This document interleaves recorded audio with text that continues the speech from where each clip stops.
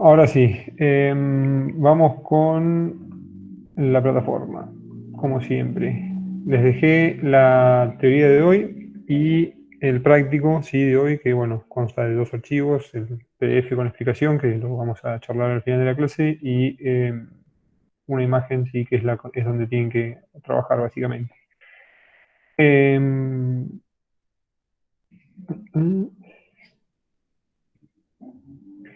Respecto al parcial, preguntas, si no, voy a hacer un repasito rápido por las distintas preguntas que estuvimos viendo. ¿Sí?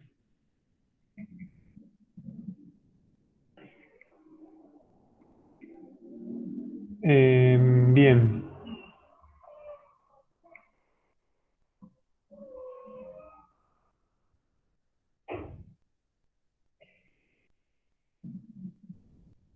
bueno, un segundito que me apareció un cartel ahí.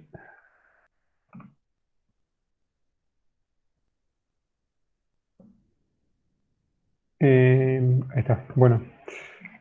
Chicos, los que rindieron, aprobaron todos. Ahí, Fernando, estoy viendo que ahí voy a tener que modificar, me parece, tu nota, pero bueno, no, va a ser para mejor, me parece. Después de la clase lo voy a revisar. Creo que me faltó puntuarte en una pregunta, estoy viendo. Así que nada, más tarde lo reviso y cualquier cosa te aviso. Igualmente lo vas a ver reflejado en la planilla de las notas también. Eh, Ah, bueno. Sí, estoy viendo que en la primera no sumaste nada y contestaste algo, así que se ve que se me ha pasado puntuarlo. Eh, Bien, bueno, la primera, nada, era sencilla, sí, lo que sucedió, o a algunos le bajé puntos, porque bueno, si bien casi todos nombraron el riesgo y al negocio minero, sí, como los ejes de un desarrollo, no nombraron a las distintas etapas dentro de cada uno de los ejes, sí, no hablaron ni de prospección, ni de exploración, ni de explotación, ¿sí? Ni cierre tampoco. Algunos sí, y otros, nada, por ahí se les pasó nombrarlos, entonces, bueno, a algunos les bajé un poco de puntos, a otros no, dependiendo de más o menos de lo que habían contestado, pero la mayoría sumó casi el punto entero en esa pregunta. Ya en la pregunta 2 también la mayoría no tuvo inconvenientes. En cuanto a las leyes, bueno, la ley normal era definirla así, que era la concentración del mineral. La ley de corte era la que tenía en cuenta no solo los costos, sino también la rentabilidad, o bueno, podrían definirlo como una ley arbitraria de cada empresa, ¿sí? La ley crítica era, bueno, en base a los costos justamente, y la ley equivalente era la ley del subproducto, acuérdense, tomando como base los precios, ¿sí? De ambos elementos de interés, ¿sí? Habíamos visto oro y plata como, bueno, como el ejemplo más típico, ¿sí? Vamos con la tercera. La tercera, bueno, era calcular la ley crítica, ¿sí? Con, bueno, un costo y un precio específicos. La mayoría tampoco tuvo mayores inconvenientes bueno, algunos por ahí contestaron qué pasaba si subía o bajaba el precio, pero no calcularon la nueva ley con el nuevo precio, ¿sí? Que bueno, aumentaba $150, entonces el precio se iba de 2.050 a 2.200, entonces había que hacer una cuentita ahí sencilla, que era bueno, de 9,80 y algo, bajaba a 9,2 más o menos, a la ley crítica aproximadamente. Así que bueno, ahí tampoco hubo mayores dificultades, ¿sí? En algunos casos, bueno, por ahí van a ver que les bajo algunos puntos, pero porque falta alguna parte de la pregunta o porque no está, nada, no está del todo completo. Ya después la pregunta número 4 era sobre finos, ¿sí? Y sobre rentabilidad, que habíamos estado charlando el lunes con Matías, que me había consultado. La idea era que calcularan a muchos, lo que pasó fue que muchos calcularon la posible rentabilidad utilizando la ley crítica, ¿sí? Que no era la idea. La idea era que restaran a la ley promedio del yacimiento, ¿sí? Le restaran la ley crítica, ¿sí? Entonces de ahí surgía un valor de 1,4 partes por millón o gramos por tonelada, y de ahí se sacaba bueno, la rentabilidad, ¿sí? Sobre ese valor, sobre el 1,4, no sobre el 4,1. En la pregunta número 5, no, en cuanto a las diferencias entre guía litológica y estratigráfica, no hubo mayores inconvenientes, era sencilla la pregunta. Algunos no sumaron el 100 porque, bueno, dentro de los 5 tipos de guías que les había comentado, la idea era que nombraran 5 distintas a la litológica y a la estratigráfica, entonces por ahí si lo repitieron, no sumaron del todo. Otros contestaron esa parte bien y no respondieron o no definieron a la mena según su génesis, ¿sí? Sin genética o epigenética. Entonces, bueno, en algunos casos no sumaron todos los puntos. La pregunta 6, no va a haber más preguntas de este tipo, porque no tiene mucho sentido, la verdad. Unos pocos contestaron, otros no. La mayoría nada, entró en el PDF seguramente y revisó rápido y contestó lo que pudo. Entonces, bueno, en algunos casos no sumaron el 100%. Después la pregunta 7. Bueno, ¿qué son los placeres? Tampoco hubo muchos inconvenientes. En algunos bajaron, no sumaron del todo, pero la mayoría contestó. Este, y bueno, algunos solamente clasificaron, pero no explicaron, ¿sí? La clasificación, entonces bueno, ahí no sumaron tampoco el total de los puntos, ¿sí? De esa pregunta. 8. Bueno, con follow-up en la 8 y con los tipos de muestreo, ahí sí hubo algunos problemas, otros contestaron bien. El follow-up, recuerden que es el orden de tipos de muestreo que se realizan, ¿sí? O sea, si empiezo con sedimento corriente, eh, luego paso a suelos o a rocas, ¿sí? O a floats, dependiendo las condiciones del terreno, ¿sí? No es que voy a hacer primero suelos y después voy a hacer sedimento corriente. Entonces, más o menos el concepto de follow-up era ese, ¿sí? El seguimiento, ¿sí? De los distintos tipos de muestreo o el orden de los distintos tipos de muestreo que se realizan en la etapa prospectiva. Eh, en cuanto a las zonas perdón, el tipo de muestreo que aplicaría en Rincón, bueno, en cuanto al sedimento corriente, algunos se los consideré, bueno, la mayoría contestó sedimento corriente, no restaron muchos puntos, pero recuerden que tiene que ser sobre cauces activos, ¿sí? Eh, entonces, bueno, en nuestro caso no tenemos, si bien tenemos muchos cañadones alrededor de Rincón, no son cauces activos, ¿sí? Son más bien esporádicos, ¿sí? Entonces, podemos llegar a tener concentraciones anómalas, pero que no reflejan, ¿sí? Eh, o no cumplirían las premisas en las cuales estaba eh, basado el método. Eh,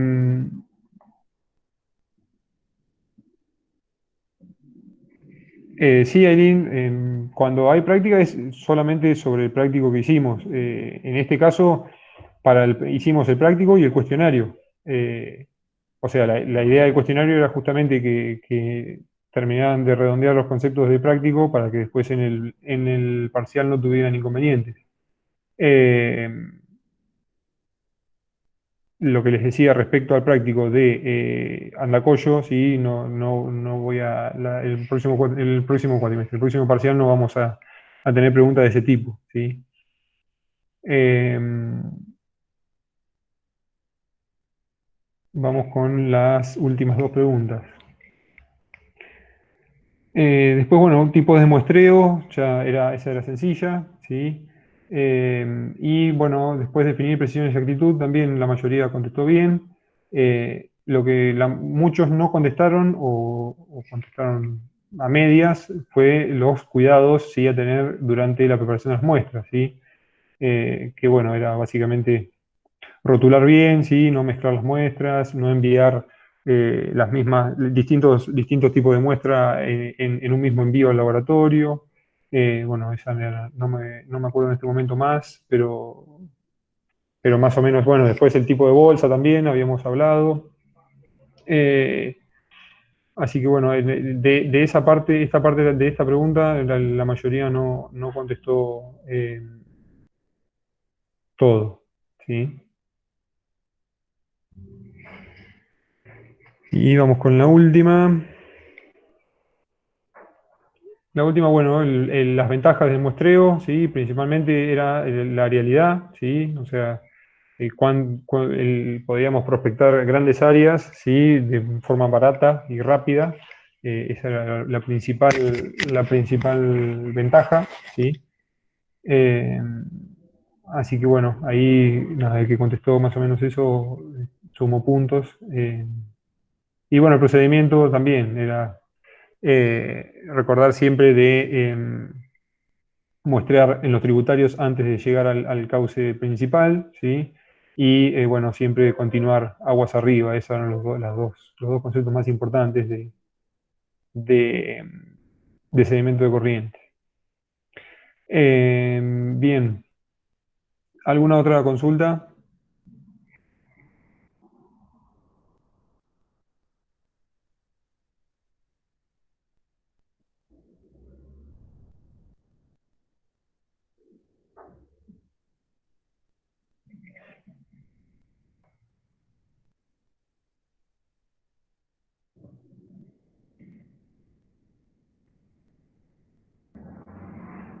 Bien.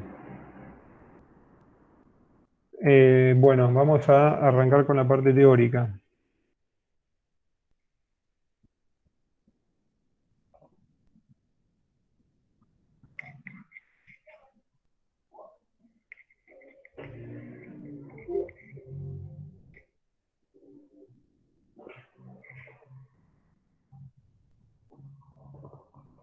Ahí ven la pantalla.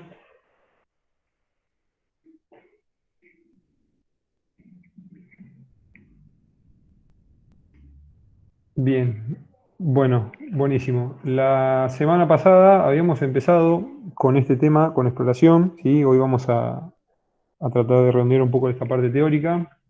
Vamos a empezar, vamos a dejar un práctico planteado para la semana que viene y la semana que viene vamos a tratar de terminar con este tema, que va a ser más que nada práctica la semana que viene con otros dos prácticos. Entonces, bueno, la semana pasada habíamos arrancado, ¿sí? Charlando un poco de qué se muestreaba en cada etapa, ¿sí? Ya vimos en prospección, ¿sí? Qué es lo que entró en el parcial, básicamente, en donde, bueno, estuvimos viendo que en la etapa prospectiva, que es la primera etapa de un desarrollo minero, teníamos el sedimento corriente, bueno, muestreo de suelos, aguas, rocas, floats, etcétera. Y lo que vamos a ver ahora específicamente es la parte de muestreo en exploración, ¿sí? Donde generalmente se muestrea roca directamente, ¿sí? Vamos a ver que hay distintos tipos de muestreo de roca o distintos sectores en donde se muestrea la roca, que pueden ser tanto afloramientos, ¿sí? Como bueno, labores subterráneas y sondajes. Labores subterráneas se refiere a bueno, labores en lo que es interior de mina, ¿sí? Y también en afloramientos, ¿sí? También vamos a ver que se muestra roca, pero no de la misma forma que en prospección, ¿sí? En exploración implica ya un trabajo un poco más exhaustivo. Y vamos a terminar con sondajes, ¿sí? De diamantina y aire reverso, ¿sí? DHA y RC. Eh, bueno, después de explotación lo vamos a ver por arriba, pero ya cuando la mina está funcionando, se sigue perforando, ¿sí? Como ya les dije varias veces en clases anteriores. Si la mina es subterránea, se muestrea constantemente, ¿sí? Para seguir avanzando y seguir tomando decisiones en cuanto hacia dónde tiene que seguir la galería, por ejemplo, o sea, hacia dónde, cuál sería la dirección de las galerías. Se sigue muestreando constantemente y después el material que sale de mina, ya sea a cielo abierto o subterráneo, se acumula, ¿sí? Habíamos dicho que se hacían las pilas antes de ser tratadas. Esas pilas también se muestrean. Perdón, ahí estoy viendo, Matías, que escribiste. No, Matías, entiendo que la promoción es con los dos parciales, ¿sí? Eh, a ver, no me acuerdo que te había sacado vos. Dame un segundo.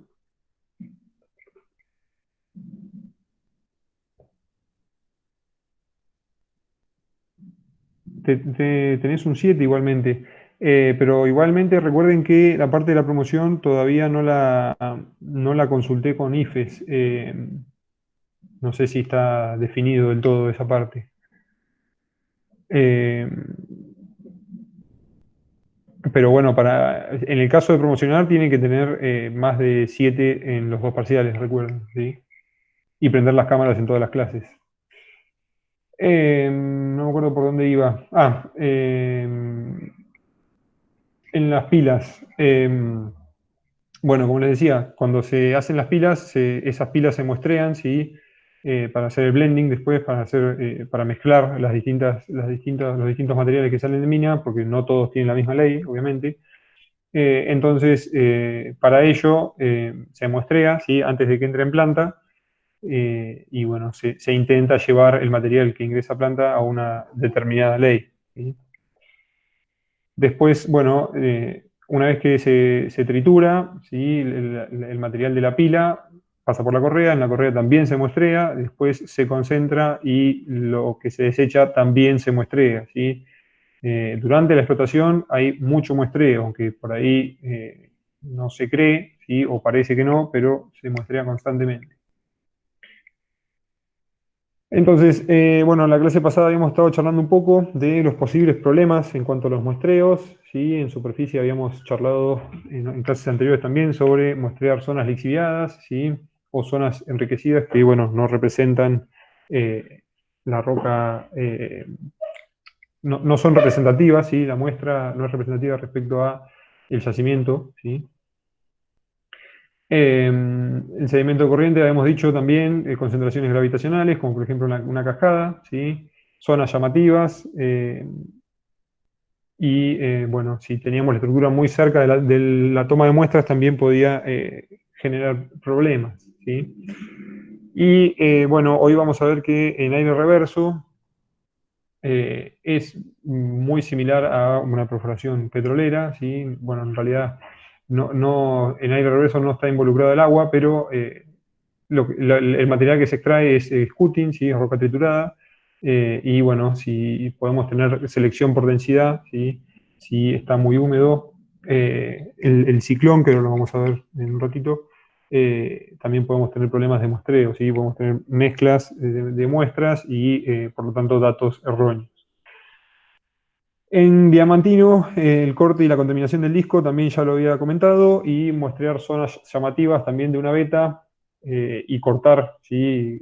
Recuerden que les había comentado que en los testigos, que son los recortes de la perforación, son los cilindros de perforación de roca, se intenta cortar al medio, o sea, se corta al medio, pero lo que hay que hacer es orientar el corte para que sea lo más equitativo posible, ¿sí? Si yo tengo una estructura en el testigo, y bueno, no sé cómo explicarlo bien, pero si la beta está sobre un lado del testigo, ¿sí? Tengo que tratar de atravesarlo lo más al medio posible.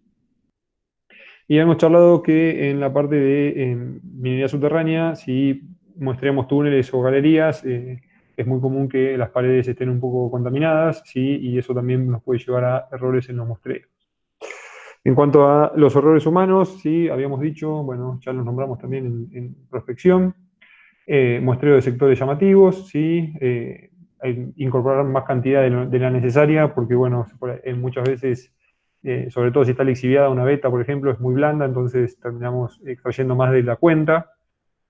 En lo que es testigoteca, tenemos que tener todo perfectamente rotulado y ordenado, si no se puede llegar a complicar muy fácil. Ahora les voy a mostrar una foto de una testigoteca para que sepan más o menos qué es lo que es. Eh, y en laboratorio, bueno, lo que les estuvimos charlando también, de equipos mal calibrados y errores de tipeo. QAQC, vamos a ver una parte teórica sobre QAQC, así que por ahora no vamos a hablar mucho más. Bien, en cuanto al muestreo de betas, la clase pasada hemos charlado un ratito también. Vamos a ver una foto ahora donde se van a entender mejor. Pero lo más importante del muestreo de betas es que tiene que ser lo más perpendicular. La muestra, el muestreo, mejor dicho, el muestreo tiene que ser lo más perpendicular posible, ¿sí?, al rumbo y al buzamiento del cuerpo, ¿sí? Y habíamos charlado de que los 90 grados esos se garantizan, ¿sí?, tanto en los techos como en los frentes. Así que bueno, ahora lo vamos a ver en una imagen mejor. Y después, bueno, habíamos charlado sobre distintas técnicas, ¿sí?, de extracción de muestras en betas, en donde, bueno, fíjense que teníamos el chip channel, ¿sí?, que son pequeños con una masa y un cortafierro, ¿sí?, generalmente se sacan muestras tamaño puño, y en canales o canaletas ya implica, bueno, una moladora o alguna herramienta de corte un poco más sofisticada. Y bueno, habíamos charlado de que el diferenciado y el desplazado diferenciado eran los dos más utilizados y los más seguros en cuanto al dato, ¿sí? ¿Por qué? Porque estamos utilizando, como les decía, se muestra de manera perpendicular a la beta. Otro aspecto a tener en cuenta en la beta es no sacar muestras de cualquier lado, sino que si tenemos distintas texturas y distintos variaciones, ¿sí?, en la mineralogía de la beta, es importante diferenciarlas, ¿sí?, y mostrar cada una de ellas, porque bueno, distintas texturas o distintas mineralogías pueden implicar distintos eventos de circulación de fluidos, y esa circulación de fluidos puede venir cargada o no con minerales, o bueno, con el elemento de interés. Entonces es importante intentar diferenciarlo, ¿sí?, de alguna manera. Esto se puede hacer con el muestreo, ¿sí? Al momento de mapear también se diferencia. Eh, entonces, bueno, es importante a la hora para tener en cuenta cuando se muestre una beta. En aire reverso vamos a ver, sí, bueno, en diamantina no tanto, pero en aire reverso sí lo que se hace es los compósitos, que también ya los nombré en la clase pasada. Sobre todo cuando estamos muestreando zonas que no son las de interés, ¿sí? O sea, que estamos perforando para intentar llegar al target, ¿sí?, o al blanco, o a la beta de interés. Entonces, vamos a ver que en aire reverso se muestrea metro a metro, o sea, perforamos un metro, se saca una muestra, se perfora otro metro, se saca otra muestra, y así sucesivamente.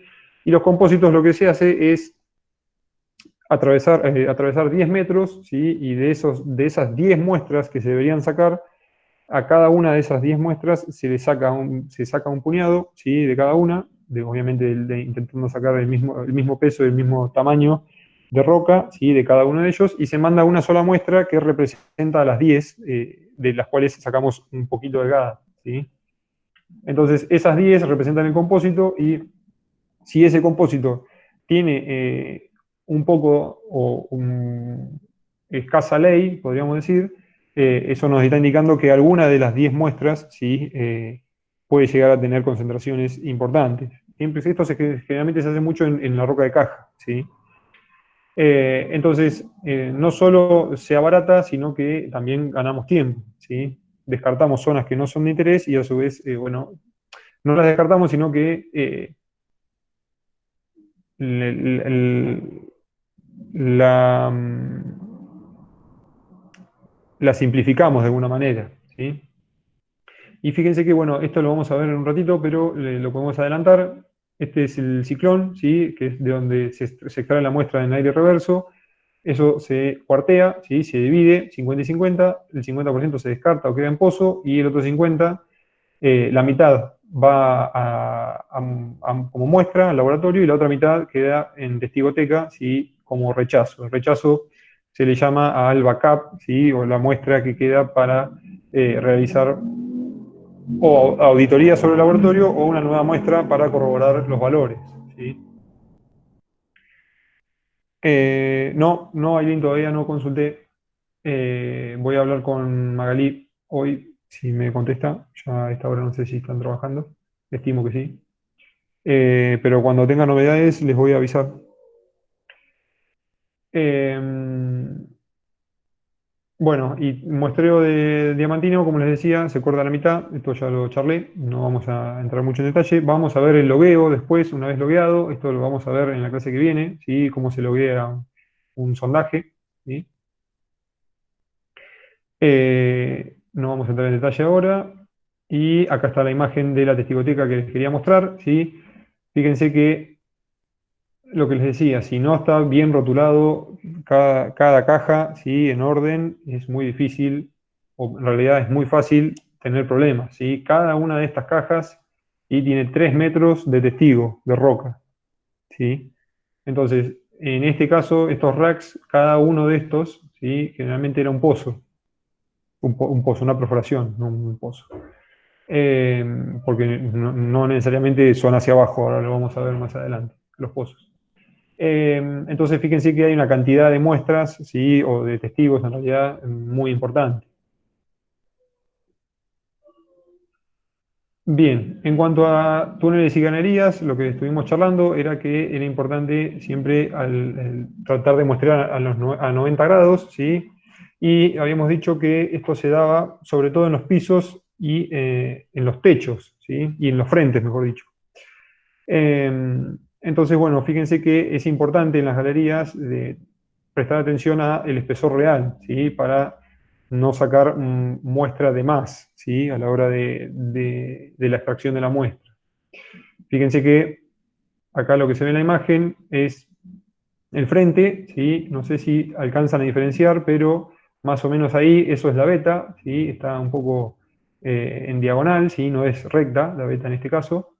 Entonces, bueno, en este caso se muestreaba el frente, ¿sí? En este caso, bueno, parece chiquito la galería, ¿sí? Yo mido 2 metros más o menos, un poco menos. Estaba cerca del techo en este caso, pero todo este material acá sería 1,5 metros, 2 por lo menos de alto. Así que cuando se saca todo esto, estábamos con una galería de unos 4 metros aproximadamente. ¿Qué pasaba acá? Se intentaba muestrear antes de la extracción de las rocas para poder avanzar más rápido, ¿sí? Igualmente, una vez que se limpia todo esto y se extrae el material, se vuelve a muestrear, ¿sí? Eh, para después tomar decisiones en cuanto a cómo seguir, ¿sí? Si la beta tiene ley o no, hacia dónde y cuán profunda o cómo está el buzamiento de la beta, ¿sí? En este caso, fíjense que se usaba de esta manera, más o menos, y entonces, bueno, se seguía hacia adelante, pero hay que ir viendo si la beta también se mueve de manera lateral.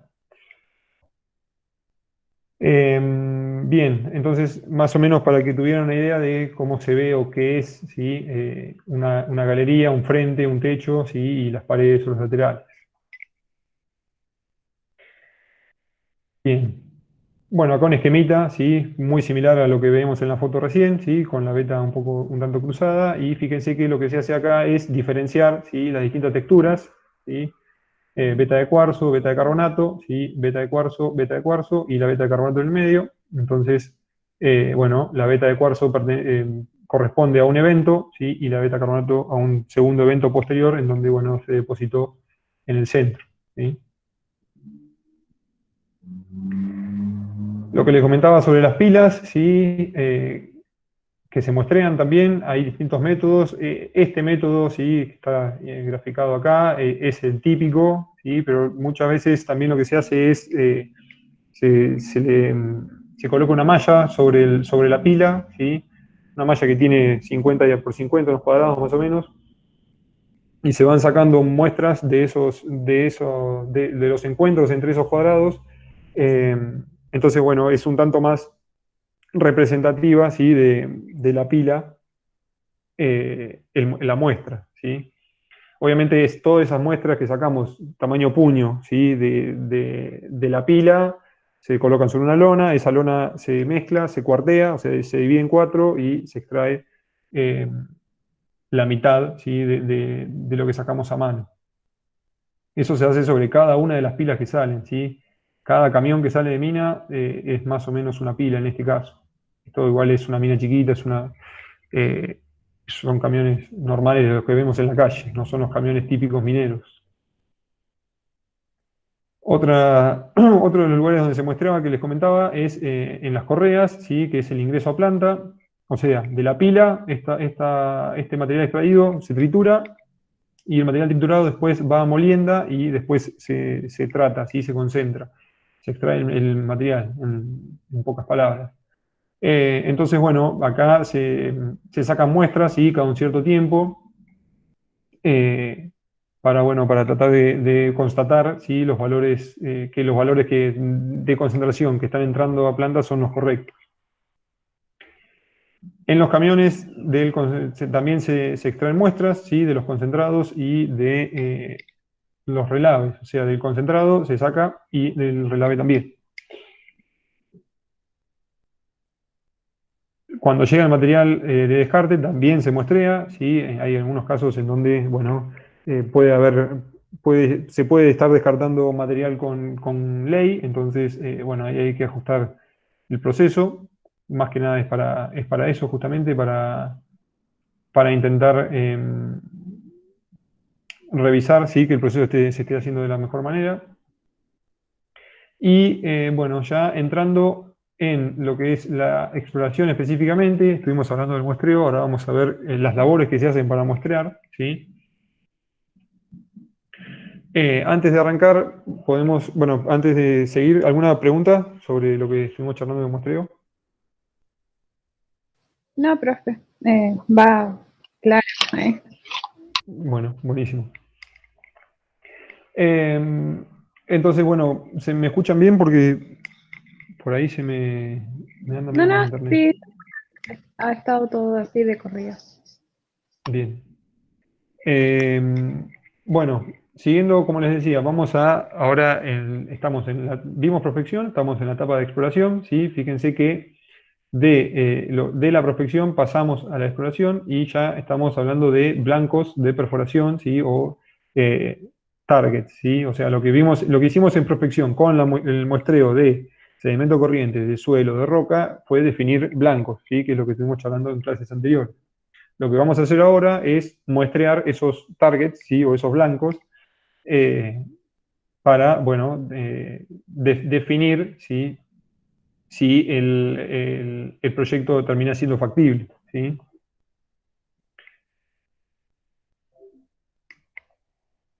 Bien, entonces, algunos de los objetivos de la exploración, ya empezamos, fíjense, empezamos a definir, ¿sí? La forma y el tamaño del yacimiento, ¿sí? O sea, vamos a empezar a definir las dimensiones del yacimiento en los tres ejes, ¿sí? En tres dimensiones. Otra cosa importante que se hace en exploración es de conocer la calidad del mineral, ¿sí? Y cómo empieza a variar en profundidad. ¿Se acuerdan que estuvimos charlando sobre las variaciones de los minerales que están a la intemperie respecto a los que están en profundidad, ¿sí? Entonces, eso también va de la mano con la metalurgia, ¿sí? Y con los niveles de concentración o las leyes, ¿sí? O las variaciones de ley, mejor dicho, del yacimiento en profundidad, ¿sí? Otra cosa muy importante que se hace en exploración, que es lo que vamos a ver, les decía, la clase que viene con el logueo, es determinar RQD y recuperación, Rock Quality Design y recuperación, que bueno, es cuánta roca se extrae durante la perforación.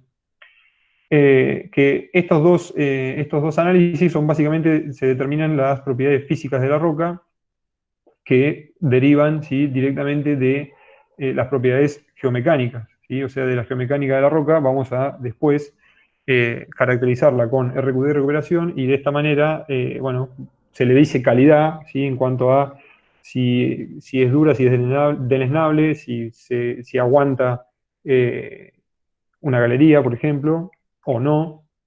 Y bueno, en base a eso se intenta pronosticar nada, el diseño de la mina y si puede llegar a haber problemas o no respecto a eso. Em, ¿Qué más? Bueno, en cuanto a las propiedades geoquímicas, sí nos va a servir para saber si podemos llegar a tener drenaje ácido, que esto lo vamos a ver en el último tema de la materia, y si vamos a tener liberación de metales pesados. Sobre todo en cuanto a, esto se hace en cuanto a la decisión de dónde ubicar la escombrera, las canchas, los relaves, etc. O sea, ya estamos empezando a caracterizar el yacimiento y empezamos a definir algunos parámetros para el diseño posterior de la mina, ¿sí? Entonces, dentro de las labores, ¿sí? O de las actividades que se hacen para muestrear, ¿sí? Durante la exploración, tenemos la exploración superficial, ¿sí? Que son calicatas, zancas o trincheras, que ahora vamos a charlar sobre eso. Y dentro de la exploración subterránea tenemos a las labores mineras, ¿sí? Que esto es en minas subterráneas, y a los sondajes o perforaciones, ¿sí? Que en realidad tendría que ir acá en exploración subterránea, pero lo saqué porque los sondajes o perforaciones se pueden hacer tanto desde el interior de mina, ¿sí? Como desde la superficie, ¿sí? Y obviamente va a ser con recuperación de testigo o con cutting, ¿sí? Dependiendo si es diamantino o aire reverso. Entonces, es muy fácil pensar, ¿sí? Que si les digo que en calicatas vamos a muestrear rocas, me van a decir, bueno, pero ya lo hiciste en prospección. La diferencia básicamente entre el muestreo de rocas o floats en prospección respecto a las calicatas es que en exploración la calicata implica, ¿sí? Un trabajo adicional, o sea, lo que se hace es ir a buscar la roca, ¿sí? Mediante una labor específica, ya sea con una manual, con la pala, ¿sí? O ya con alguna máquina, ¿sí? Una retro, o bueno, algo un poco más pesado incluso, y lo que se intenta es llegar a la roca fresca, ¿sí? No es lo mismo muestrear la roca fresca en profundidad que muestrear la roca que está aflorando, ¿sí? Ya lo venimos viendo en casi todas las materias, sobre todo en geomorfo, ¿sí?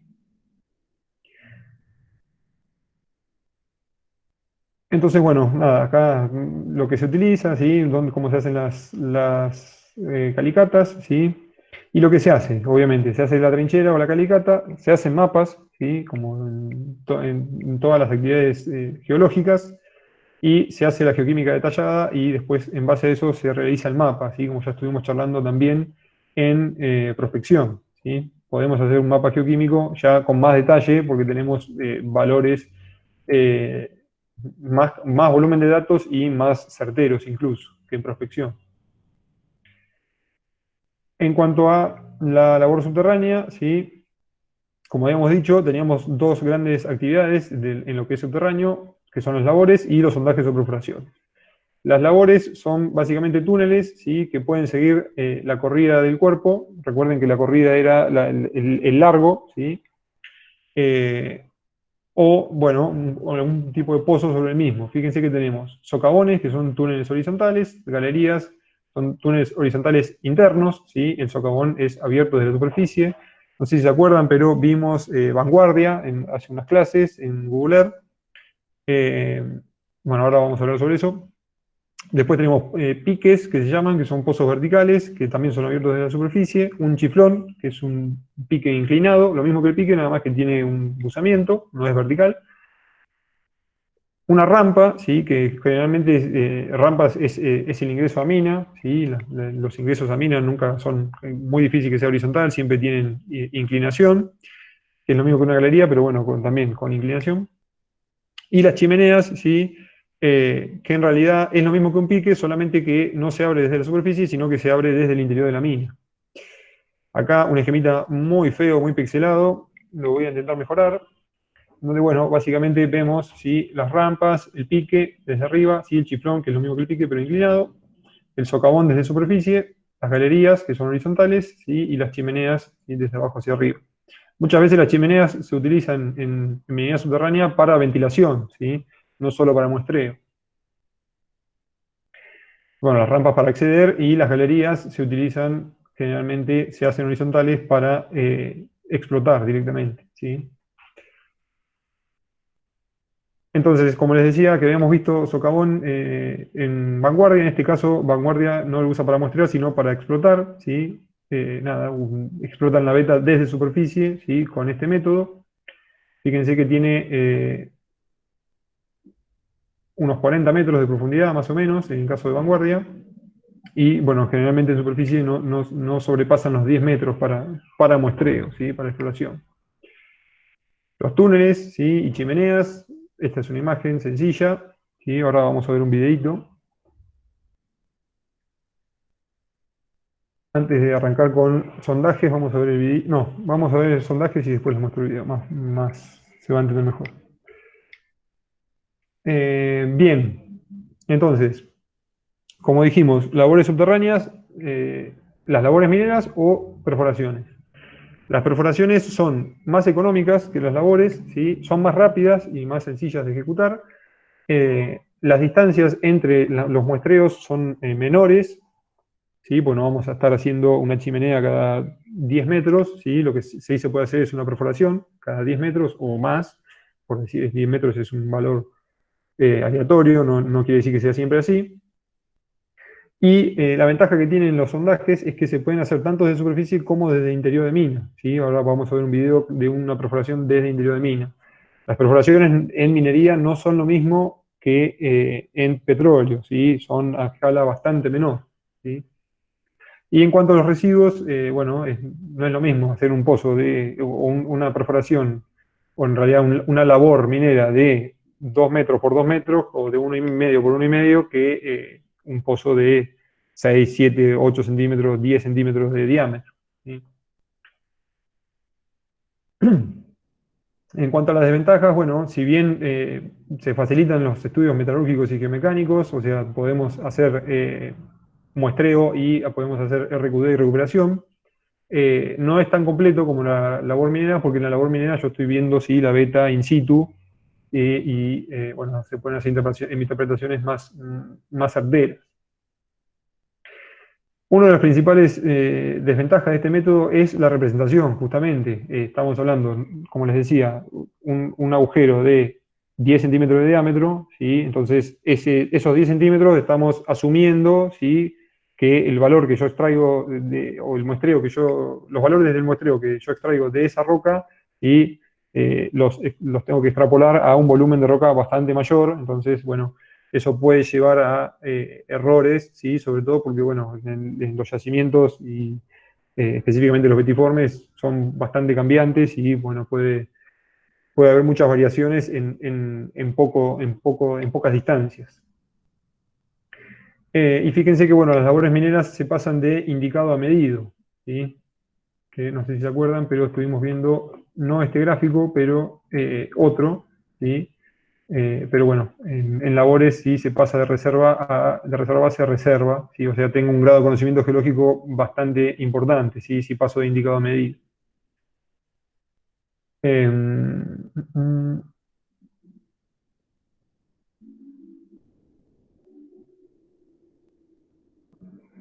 Estoy viendo si no me olvidé de nada más. Antes de entrar con los dos métodos. Bien, bueno. Entonces, como ya estuvimos charlando, vamos a ver los dos métodos principales de perforación, ¿sí? Que son aire reverso y diamantino.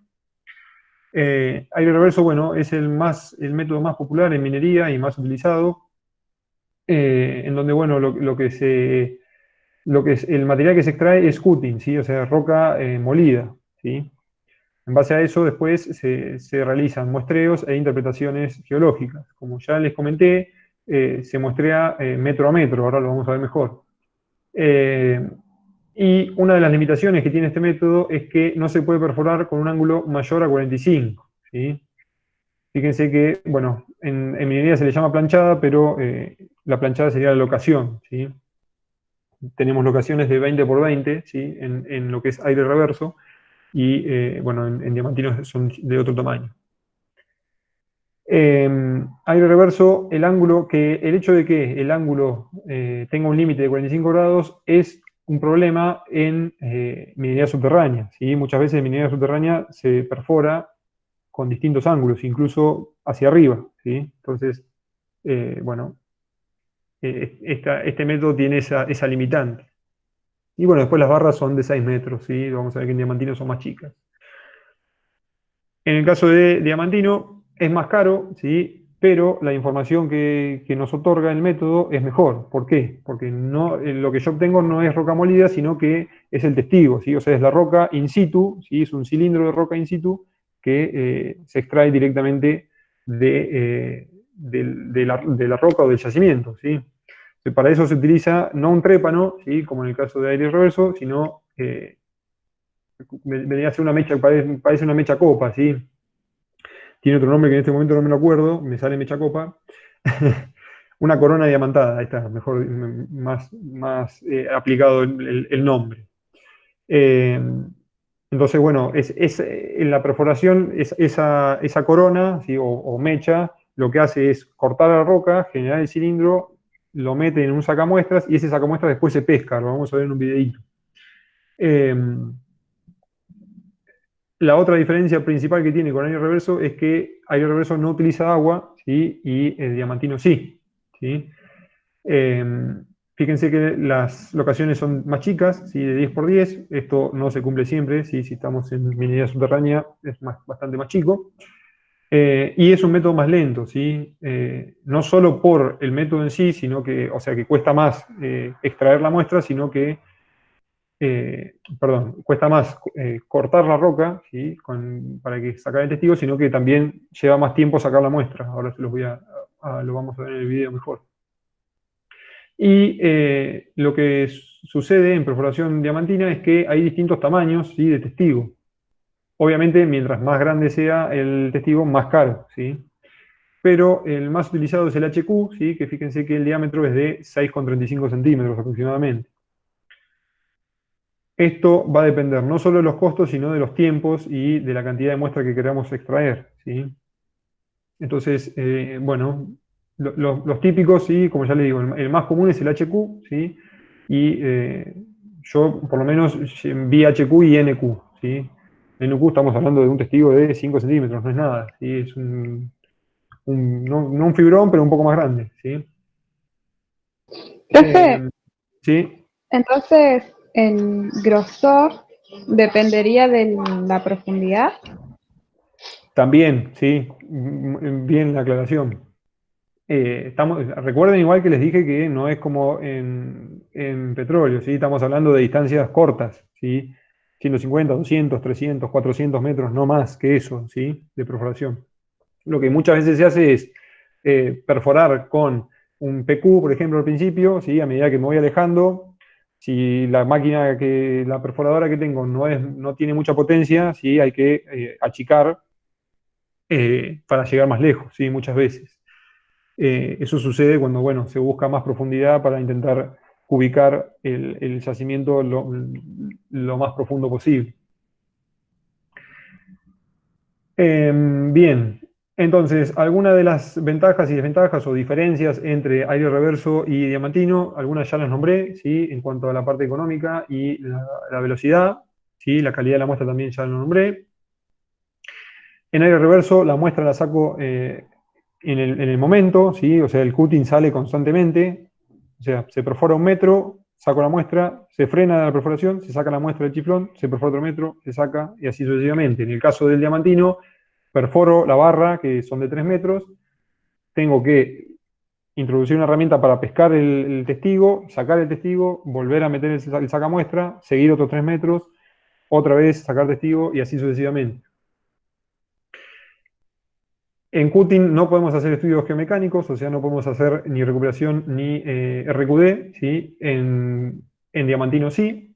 Las locaciones son más grandes en aire reverso y en Diamantino no. La diferencia con las aguas y los lodos, obviamente ya las nombré. Aire reverso, bueno, son equipos más grandes, entonces es más difícil de mover, ¿sí? Y requiere más gente para trabajar. Y bueno, en cuanto a los impactos ambientales, el aire reverso no utiliza agua y diamantino sí, pero bueno, se utiliza el concepto de locación seca, que es lo mismo que en petróleo, ¿sí? O sea, la idea es minimizar los impactos con la reutilización de los fluidos. Y en cuanto a la velocidad del muestreo, y viene un poco atado, perdón, la velocidad del resultado viene un poco atado con la velocidad de muestreo también, ¿sí? Entonces, como saco la muestra más fácil, la puedo enviar más fácil al laboratorio. En el caso del testigo, tengo que loguear y después tengo que cortar y después recién ahí puedo mandar la muestra al laboratorio. Entonces, en cuanto a la planificación del sondaje, les dejé acá algunas cosas sencillas, es muy, muy intuitivo, no hay mucho que especificar respecto a esto. Pero bueno, a grandes rasgos podemos, lo que se hace es plantear el objetivo, ¿sí? Y se perfora siempre a 90 grados de una beta, ¿sí? Ahora vamos a ir viendo cómo se perfora cada una. Eh, pero bueno, el target, ¿sí? Como ya estuvimos viendo, se genera en la prospección, ¿sí? Y bueno, el objetivo deriva del mapeo y el perfilaje, ¿sí? Y bueno, en algunos casos muchas veces hay que construir caminos y planchadas, y esto estamos hablando de perforación en superficie. Eh, y otra cosa importante es el presupuesto, ¿sí? Generalmente es bastante acotado, entonces vamos a ver que siempre se busca un target prometedor primero para después poder seguir perforando y muestreando. Bien, bueno, después la planificación del sondaje, ahora lo vamos a ver mejor. Y lo que se hace después es, una vez que perforamos, logueamos y enviamos la muestra, cuando tenemos el resultado, ¿sí? Eso se vuelca todo en modelos y en planillas, ¿sí? Y después se intenta interpretar y ubicar, ¿sí? Determinar las leyes, las litologías, las zonas de alteración, etcétera. El respaldo de datos básicamente es lo que les decía, de que una parte va a la testigoteca, ¿sí? De la muestra y otra parte va al laboratorio. Siempre se hacen duplicados, o sea, la muestra que se envía tiene una gemela, podríamos decir, o una muestra de respaldo para posteriormente, si hace falta, volver a enviar eh, al laboratorio. Entonces, en el caso de betiformes, sí, como les decía, en planta siempre lo más importante es perforar perpendicular, ¿sí? Al rumbo del cuerpo y al buzamiento, ¿sí? Eh, y fíjense que una beta jamás se perfora de manera vertical, ¿sí? O sea, nunca voy a perforar una beta, ¿sí? De arriba hacia abajo, ¿sí? Y bueno, como les decía, el primer sondaje generalmente se intenta apuntar a la zona más prometedora, ¿sí? Fíjense que si tenemos un cuerpo mineralizado, que bueno, en superficie eh, pudimos determinar que tenía una zona mineralizada en el centro, ¿sí? Una beta en este caso.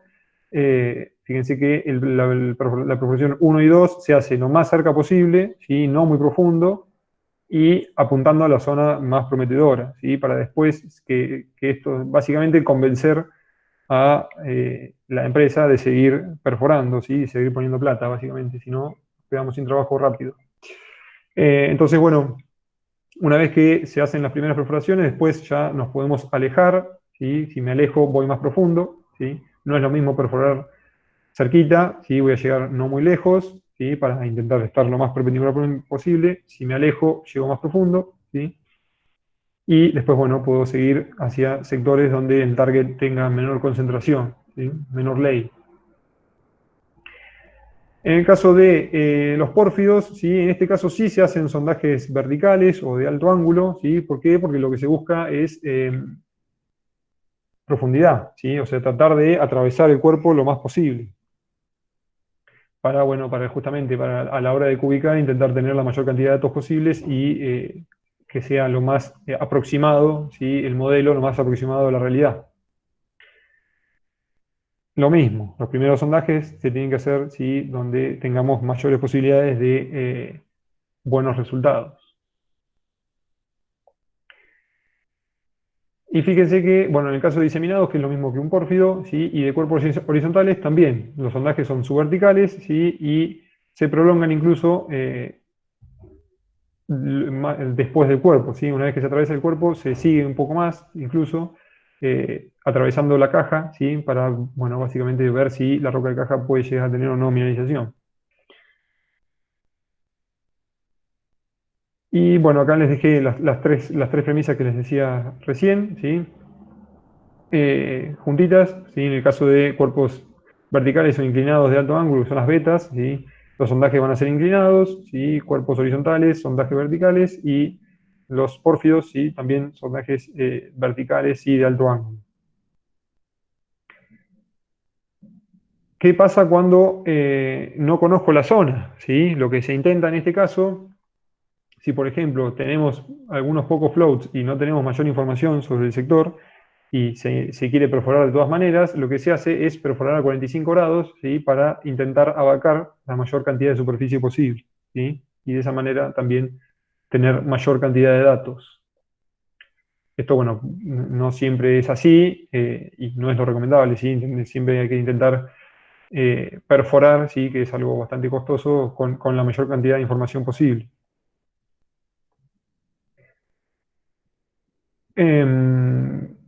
Bien, bueno, en el caso fíjense que acá tenemos floats de pórfidos, ¿sí? Y de brechas, que bueno, básicamente los sondajes son verticales, ¿sí? Un dibujito, ¿sí? En realidad una imagen, ¿sí? Con dibujitos de distintos floats y donde más o menos, o en realidad con qué ángulo y a qué profundidad más o menos se perforaría, ¿sí? Bien. Este lo tenía que haber puesto antes, me parece. Esto es algo bastante importante, esto seguramente se los tome, ¿sí? ¿Por qué? Porque son conceptos y son parámetros de la perforación que se utiliza mucho y que es lenguaje específico, ¿sí? Que se utiliza mucho a la hora de perforación, ¿sí? Por lo menos en minería. El collar, el target, la cota target, el largo target y el azimuth y deep, ¿sí? O sea, rumbo y buzamiento de la perforación, ¿sí? Eso es muy fácil, sí, y muy similar a lo que estuvimos viendo en estructural, sí, nada más que estamos hablando de la dirección y el ángulo de inclinación de la perforación, sí, no de la estructura, sí. O sea, cuando hablamos de eh, el azimuth y el dip de la perforación, estamos hablando de hacia dónde perforar y con qué inclinación, sí. En el caso del collar, sí, es básicamente el lugar, sí, la planchada o la locación con una cota específica, sí, en donde, bueno, desde donde se va a perforar, ¿sí? El target, sí, es el largo sobre la beta, en este caso, o sea, el target es el largo sobre el material mineralizado, ¿sí? La cota target es la cota en donde mi perforación va a atravesar, ¿sí? A la beta. En este caso, en el centro de la beta, ¿sí? Va a ser la cota target. Que bueno, básicamente es donde, fíjense, donde lo queremos evaluar. O sea, la relación entre la cota y el target, sí, es básicamente donde vamos a estar muestreando, ¿sí? Y bueno, el largo target es el largo, o sea, cuánto tengo que perforar para llegar, ¿sí? Justamente a la cota target, al target y a la cota target, ¿sí? Bien, entonces, ¿cómo oriento, ¿sí? ¿Cómo hago para orientar a la perforadora, ¿sí? Para asegurarme de que vamos a estar perforando en la dirección que queremos y con la inclinación que queremos? En este caso, cuando estamos en sectores obviamente alejados, lo que se puede utilizar es la brújula, ¿sí?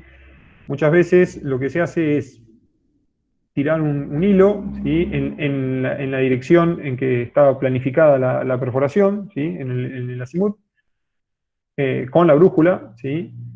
A eso el camión se alinea con esa línea, ¿sí? Con las llantas, para que quede lo más paralelo posible a ese hilo o a esa línea que marcamos. Después con la brújula se puede nivelar el camión incluso, ¿sí? Y después la inclinación también lo podemos hacer con la brújula, ¿sí? El ángulo con el que queremos que perfore lo podemos medir con la brújula de mano, con la Brunton, ¿sí? En cuanto a el aire reverso, recuerden que las barras son de 6 metros, que habíamos dicho que se perfora 1 metro, se saca la muestra, se sigue perforando, se saca la muestra, se sigue perforando, ¿sí? Recuerden que esto es seco, ¿sí? No utilizamos agua y fíjense que el cutting o los fragmentos de roca, cuando salen, ¿sí? Llegan al ciclón, ¿sí? En donde, bueno, ahí son, no me sale la palabra decantados, pero no es la palabra que estoy buscando. Pero bueno, el ciclón es de donde se acumula, ¿sí? El material triturado y de donde sacamos la muestra posteriormente. Recuerden que les había dicho que se cuarteaba, ¿sí? O sea, se dividía a la muestra que yo saco, todo el material que yo saco del ciclón lo tengo que dividir y de ahí saco la muestra, ¿sí? Una parte va al laboratorio, otra parte queda en la testigoteca. Acá, bueno, un dibujito de más o menos cómo era la idea. Recuerden que aire reverso no perfora más de 45 grados, ¿sí? Y bueno, acá esta es la imagen que les mostré hace un rato, pero un poco más grande, ¿sí? En donde fíjense que les decía, un cuarto del material que sale del ciclón, ¿sí? Va al laboratorio, el otro cuarto queda en testigoteca, y el otro se descarta.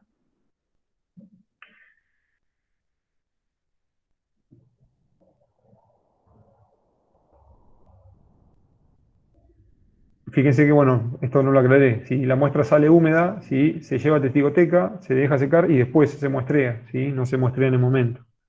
Cuando la muestra está húmeda, ¿sí? Lo que puede suceder es que los fragmentos de material húmedos queden pegados en el ciclón, ¿sí? Entonces ahí podemos tener contaminación con otras muestras. Entonces lo que se hace es golpear el ciclón entre muestra y muestra bueno, para que el material que quede pegado se caiga, ¿sí?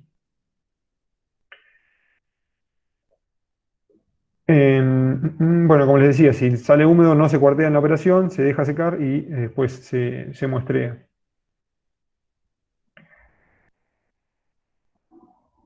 Creo que nada más. Bueno, el procedimiento de perforación es muy similar al petróleo, pero en menor escala, ¿sí? Los primeros metros siempre se hace un pozo más ancho, ¿sí? Se hace el casing y después se sigue, ¿sí? Y como les decía, se avanza un metro, se levanta la herramienta, se saca la muestra, ¿sí? Y así sucesivamente, ¿sí? Eh, bien. Bueno, en cuanto a los muestreos, como ya les dije, se puede hacer el compósito o se hace metro a metro. En cuanto a, en las planillas de registro, siempre se hace metro a metro, ¿sí? Obviamente, existen unas planillas en donde, bueno, tiene distintos casilleros y en cada casillero se va muestreando desde Asia, ¿sí? De from to, es desde qué profundidad hasta qué profundidad, ¿sí? El número de ID, o sea, la identificación de la muestra, ¿sí? Y bueno, después el proyecto y el responsable. Esto parece una pavada, pero es importantísimo llevarlo a rajatabla para evitar problemas, ¿sí? Acá, bueno, se ve más o menos metro a metro cómo es el procedimiento, ¿sí? En diamantino es muy similar, ¿sí? Como les había dicho, las barras son más chicas, ¿sí? Y, sí, bueno, tiene que ser una locación seca, ¿sí? El posicionamiento de la máquina es lo mismo. Recuerden que les había dicho que la máquina era más pequeña. Fíjense, esta es una muy moderna, la que van a ver ahora en el video, es bastante rústica y casera. Y bueno, también se ejecutan desde superficie o desde mina, ¿sí? Recuerden que este procedimiento es más lento que el aire reverso, ¿sí? Ahora les voy a mostrar más o menos cómo es el procedimiento. Eh, Esto ya lo nombré todo, me parece.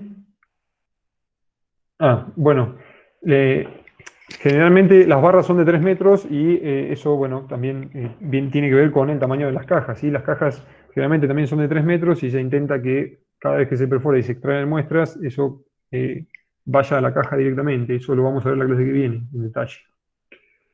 Pero bueno, se pueden mostrar incluso en intervalos más chicos, ¿sí? Pero bueno, si no se perforan los 3 metros, nada, se pierde tiempo. ¿Por qué? Porque si perforo un metro, tengo que sacar la muestra, después perforar otro metro, sacar la muestra. Nada, se intenta avanzar lo más posible siempre, ¿sí? Los tacos de perforación también los vamos a ver la semana que viene. Y bueno, obviamente, mientras más extenso sea el pozo, más va a tardar en llegar el pescante y sacar la muestra. las cajitas, ¿sí? Fíjense que, bueno, en este caso la caja no tiene 3 metros, sino que tiene 4, seguramente porque el testigo sea más angosto, ¿sí? Entonces no es tan pesado, es más fácil de muestrear, ¿sí? Y acá, bueno, un grafiquito en donde se ve el pescante, ¿sí? Y cómo más o menos engancha, ¿sí? Es como si fuese una punta de flecha que cuando entra se abre, ¿sí? Y saca el portatestigo, ¿sí? De la perforación. Esto es como si fuesen dos cilindros, ¿sí? Eh, es el caño, ¿sí? Con otro caño dentro, en donde ingresa la muestra, y en la punta, no en el frente donde va perforando, sino en la otra punta, tiene esta punta de flecha en donde se engancha, ¿sí? Con el sacatestigo, y eso hace que, bueno, que podamos sacar la muestra, ¿sí? Después, obviamente, mientras sacamos esto, la perforación no avanza, ¿sí? Y, bueno, se saca, después hay que meter el sacatestigo nuevo y se sigue perforando. Bueno, acá en locación seca no voy a ahondar mucho, ¿sí? Esto es básicamente lo mismo que en petróleo, ¿sí? El concepto de locación seca para el cuidado del medio ambiente, sobre todo, y la reutilización de los fluidos. ¿Preguntas?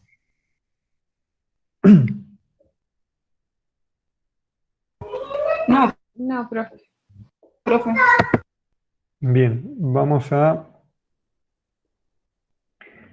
ver unos videitos cortitos y después vamos con el práctico.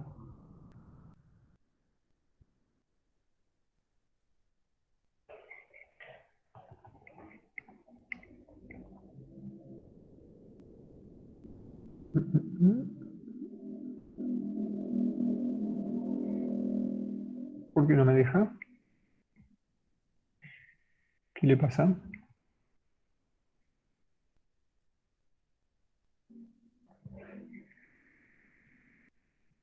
Ahí está. Voy a bajar el volumen porque si no... ¿Ven ahí la imagen? Está borrosa, ahora hace foco. Sí, se ve. Ahí está. Bueno, lo que vemos acá es una perforadora, ¿sí? De diamantina, como le decía, un poco más rústica de la que vimos en la imagen, ¿sí? Acá está el operador y este es otro de los operadores, ¿sí? Fíjense que acá está, este es el pescante, ¿sí? Y acá, bueno, están los, em, los caños, ¿sí? Entonces, bueno, la máquina está acá es donde está el motor, ¿sí? Que hace que gira y perfora, ¿sí? Y ahí vamos a ver más o menos cómo trabaja.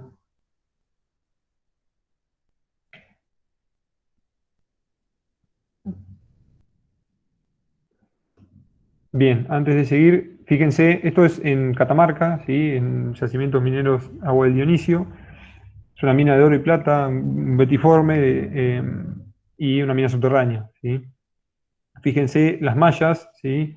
Esto tendrá unos 10, 15 metros de diámetro, no más. Está a un costado de una galería y fíjense el ángulo de perforación, ¿sí? En este caso era la tercera o cuarta ya perforación que estaban haciendo en el lugar, ¿sí? Se estaba haciendo una perforación de esta manera, o sea, ya se había hecho una hacia arriba, una con menor ángulo, esta prácticamente horizontal y después iba a hacer otra hacia abajo, ¿sí?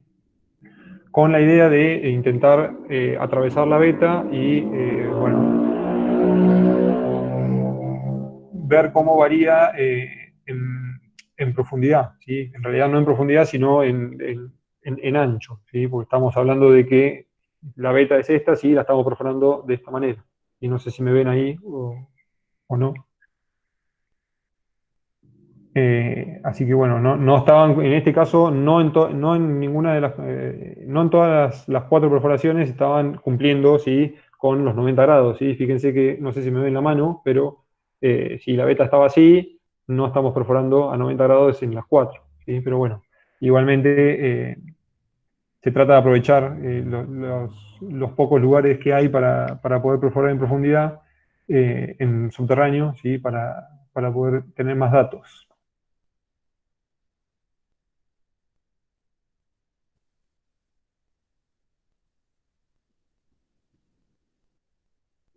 Esto fíjense que es un cable acerado, ¿sí? Que después eh, es el cable que saca, ¿sí? Después el saca testigo, ¿sí? Con la muestra, básicamente.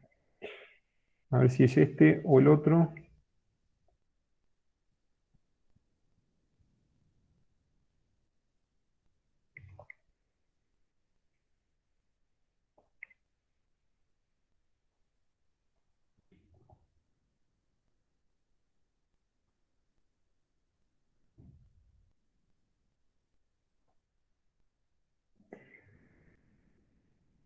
Mm, Acá está el otro. Ahí les comparto un segundo.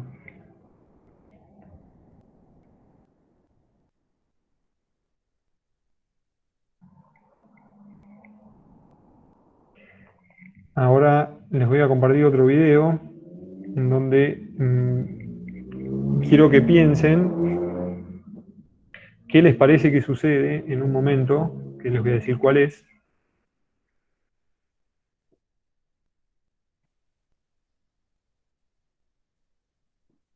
Pero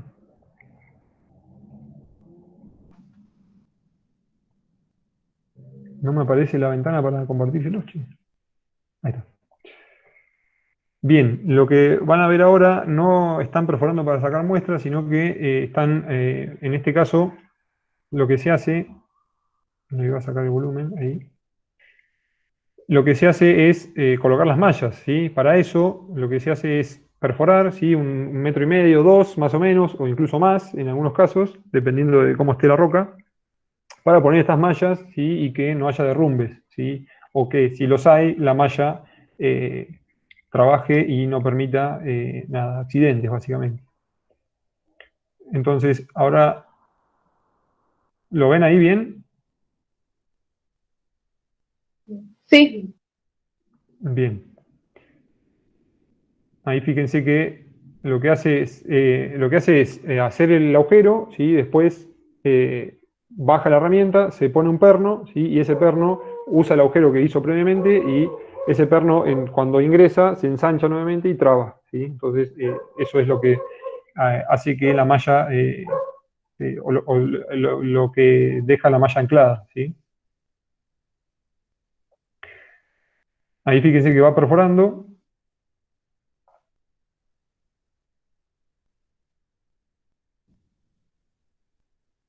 Y ahora va a pasar algo, ¿sí? Que quiero que se imaginen a ver qué puede ser.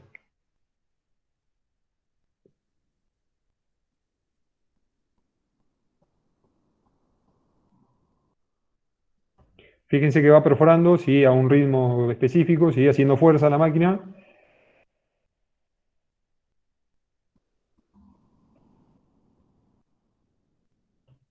Ahí, ¿lo vieron? Lo voy a poner de vuelta. O sea, recuerden que está perforando roca macizo, ¿sí? Está a 400, 300 metros bajo la superficie, ¿sí? Y está haciendo un agujero en la piedra directamente. Ahí. ¿Qué les parece que pasó ahí? ¿Alguna explicación de por qué la máquina como que se aflojó y se fue perforando más rápido?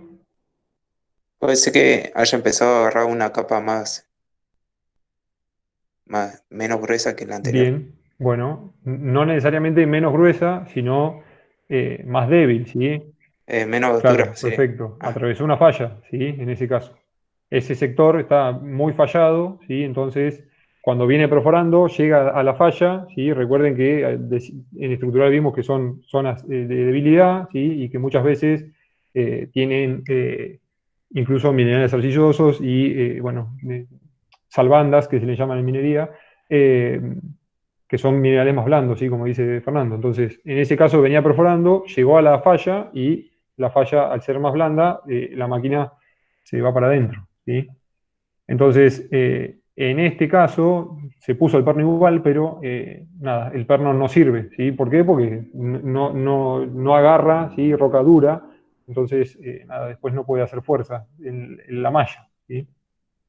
Ahí baja la herramienta y se acerca el operario, los dos operarios van, sacan lo que perfora y meten le enganchan el perno y después tienen que apuntarle al agujerito, es un agujerito así, y está a 5 metros de altura. Es bastante divertido ver cómo lo embocan al agujerito para meter el perno después, ¿no? No me acuerdo si lo termino antes el video o no. A ver. Ahí está, ahí va con el perno. Fíjense que está allá arriba el pozo, ¿sí? Estamos hablando de el pozo, el agujero. Hablando de 5 metros por lo menos de altura. 4.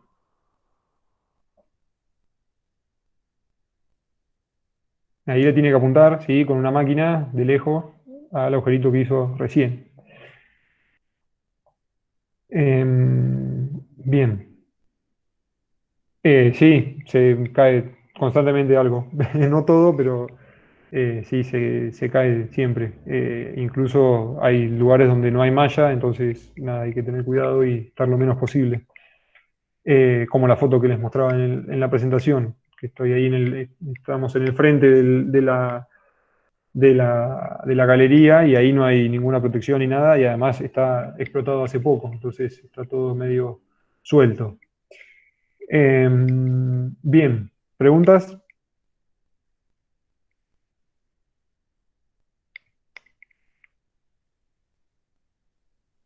No. Bueno, vamos con... Profe, ¿Sí? yo no tengo preguntas, sino si puede volver a explicar la parte de los conceptos que eran importantes. Que estaban- No te escucho nada, Brenda, muy cortado. Escribieron en el chat si querés, así más fácil.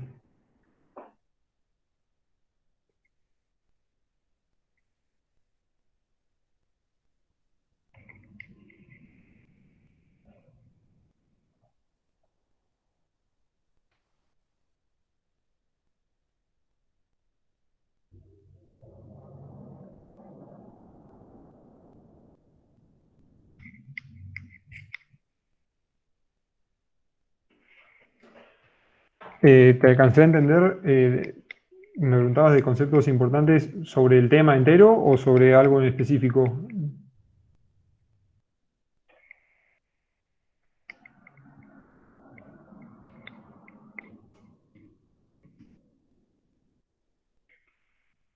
Ah, vale, sí, ahí comparto.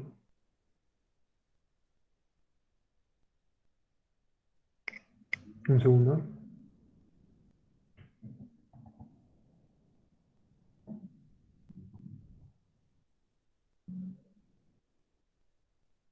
Estoy buscando el dibujito, así. Ahí está. Bien.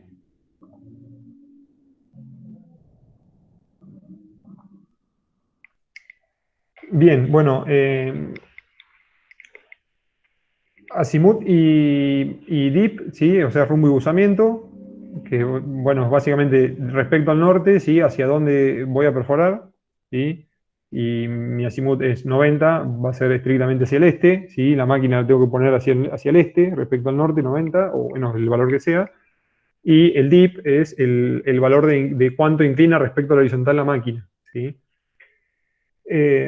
Después, respecto a collar, target, cota target, largo, largo target, eh, son distintos conceptos sí, conceptos o bueno, forma de nombrar, ¿sí? Parámetros que nos ayudan también a determinar, ¿sí? Dónde esperamos encontrar la beta, en este caso, en este ejemplo. Entonces, el largo, ¿sí? Es el largo de la perforación completa. El largo target es el largo que yo espero o que se supone que, no que se supone, sino que en realidad se termina determinando, pero es el largo de perforación hasta que llego al objetivo, ¿sí? El largo target. O sea, tenemos largo, largo perforación, largo target, el largo de la perforación hasta el objetivo, hasta la beta en este caso. Después tenemos el collar, ¿sí? Que vendría a ser la ubicación de la planchada, ¿sí? Generalmente esto tiene, obviamente, coordenadas, ¿sí? Gauss-Krüger o GPS, o coordenadas geográficas, perdón. Y bueno, básicamente es el lugar donde se empieza a perforar, ¿sí? Donde se hace el pozo.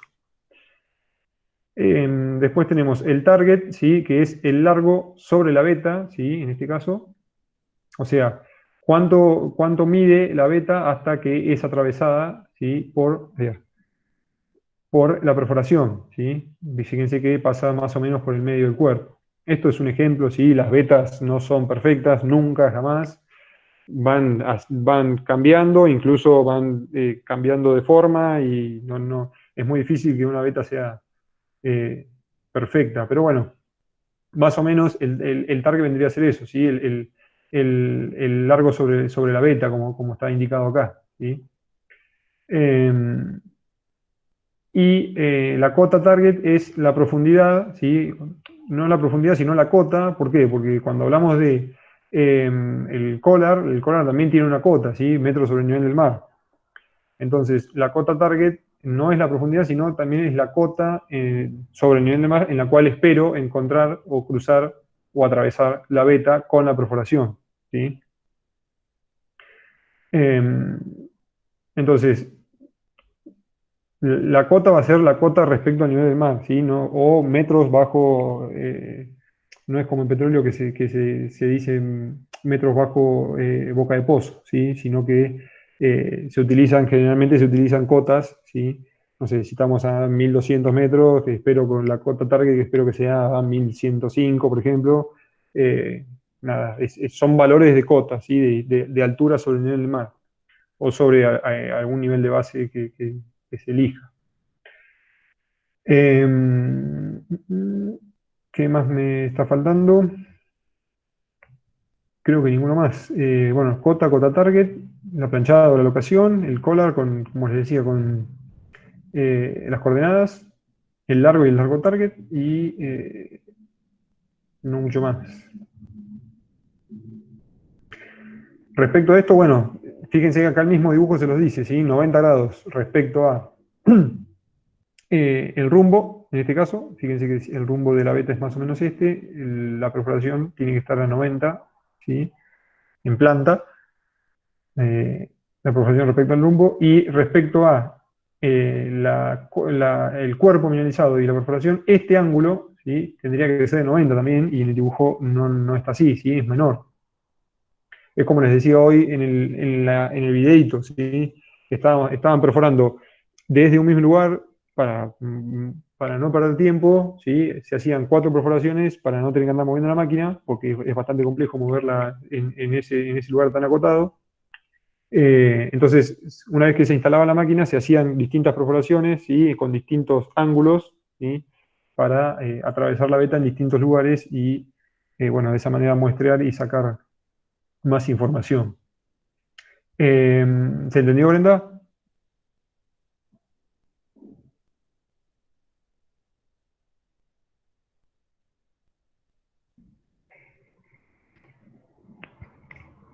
Buenísimo. Ahí, un segundito y les comparto.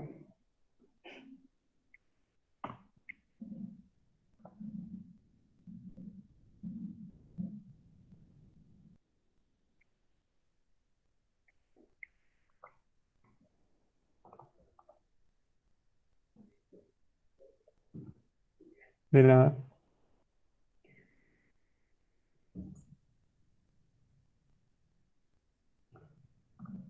no.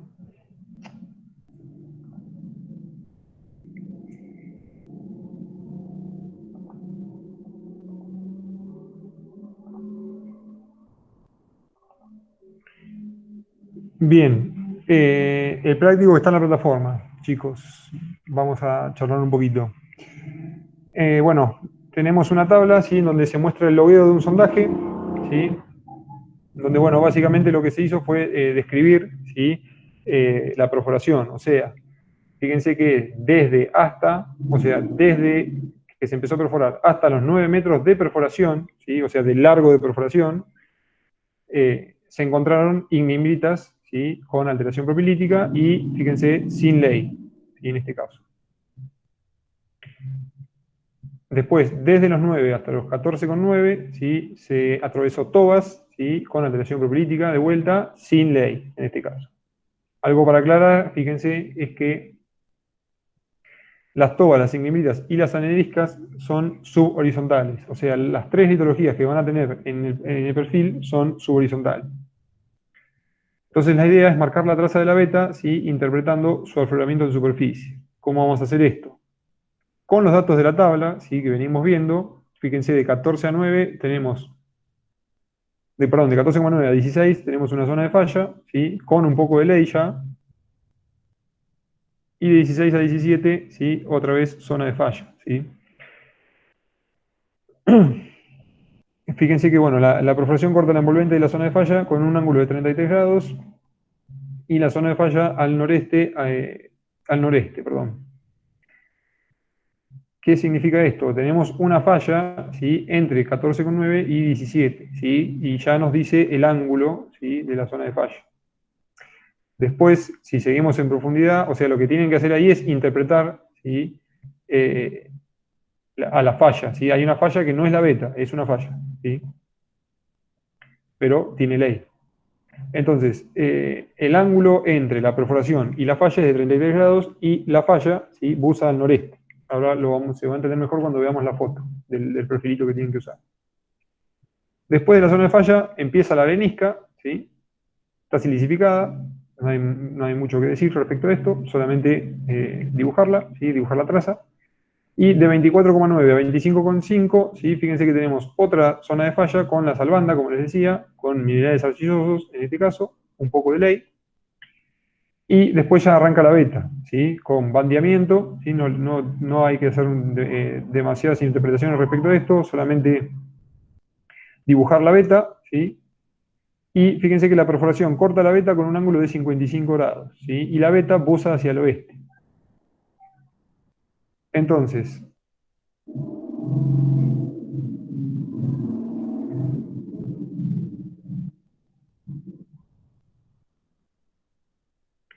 ahí está. ¿Ven ahí la imagen? Este es el dibujito, ¿sí? de la perforación, ¿sí? Fíjense que tienen escala ahí para utilizar, escala gráfica. Y entonces lo que tienen que hacer es, esta línea que está acá es la perforación. Entonces, a medida que se van moviendo, con los valores que tienen en la tabla, tienen que ir marcando y dibujando, ¿sí? Las distintas litologías y las fallas, ¿sí?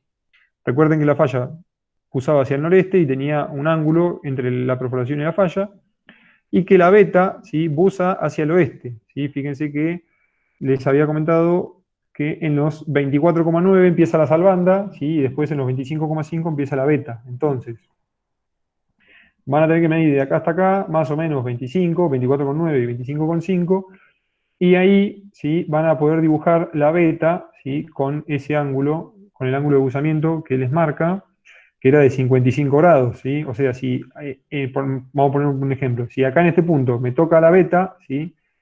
Lo que tengo que hacer es medir con la horizontal 55 grados y ahí puedo dibujar, ¿sí? La beta y proyectarla después en superficie, ¿sí? ¿Se entiende más o menos?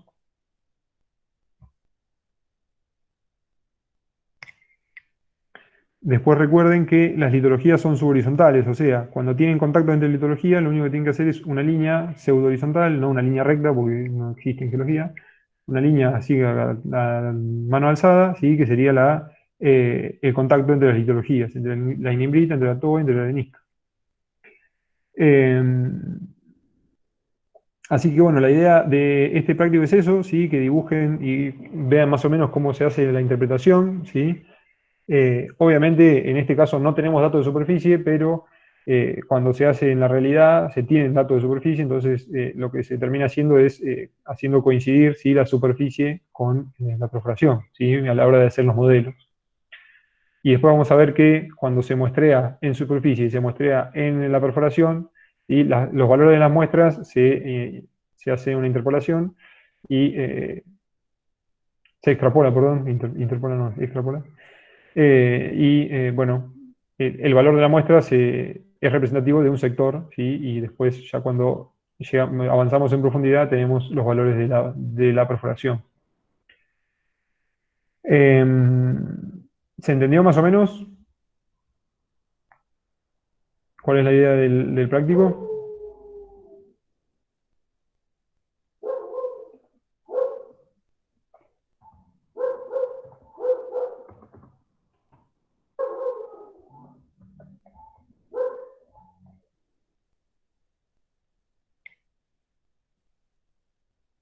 ¿Hay alguien o nadie? Les voy a dejar, bueno, lo vemos, yo les voy a dejar para que lo entreguen, pero igualmente lo vemos la clase que viene, ¿sí? Así, si hay dudas, lo pueden terminar y después lo pueden entregar. No va a ser la fecha límite la semana que viene para entregar el práctico, ¿sí? Si alguno lo hace antes y quiere entregarlo para que lo pueda mirar, no hay problema. Ahí estoy generando la tarea.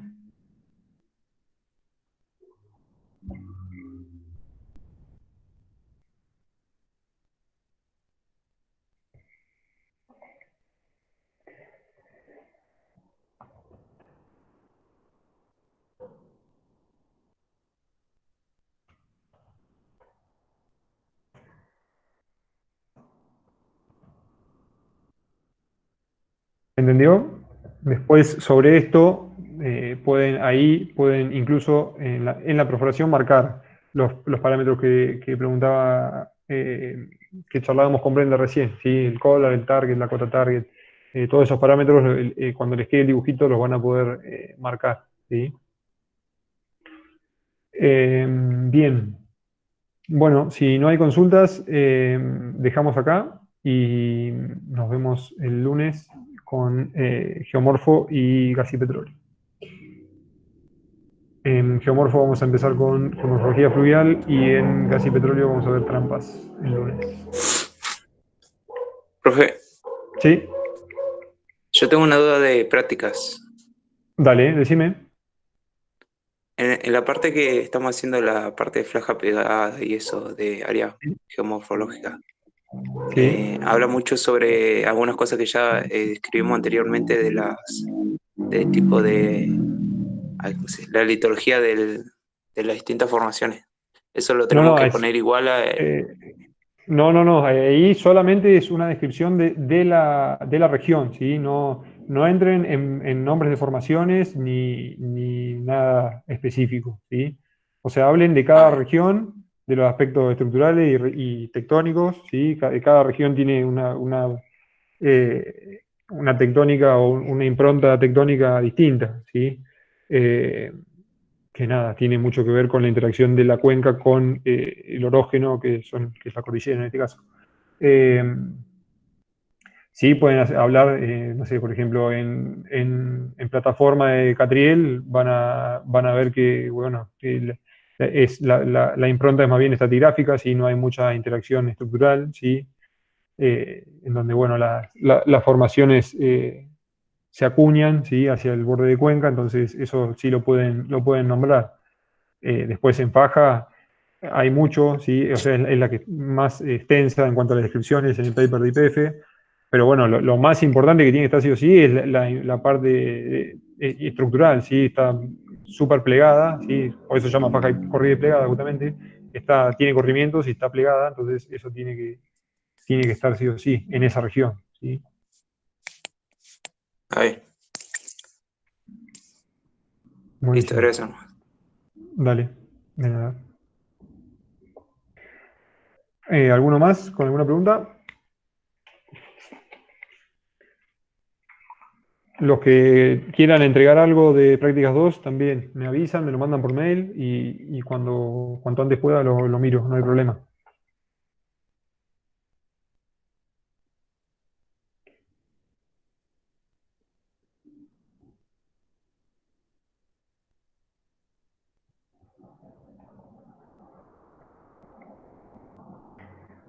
Bueno, si no hay preguntas, dejamos acá y bueno, intenten hacer el práctico, ¿sí? Respecto a la teoría de hoy, nada, después, antes de parcial vamos a charlar, pero bueno, los tipos de perforación seguro, cómo se tiene que perforar, ¿sí? Lo de los 90 grados, los parámetros, o bueno, estos conceptos que hablábamos de cota, cota target, largo, larga target, etcétera, eso seguro. Así que bueno, nada, presten atención a eso. Y bueno, nos vemos el lunes, ¿sí?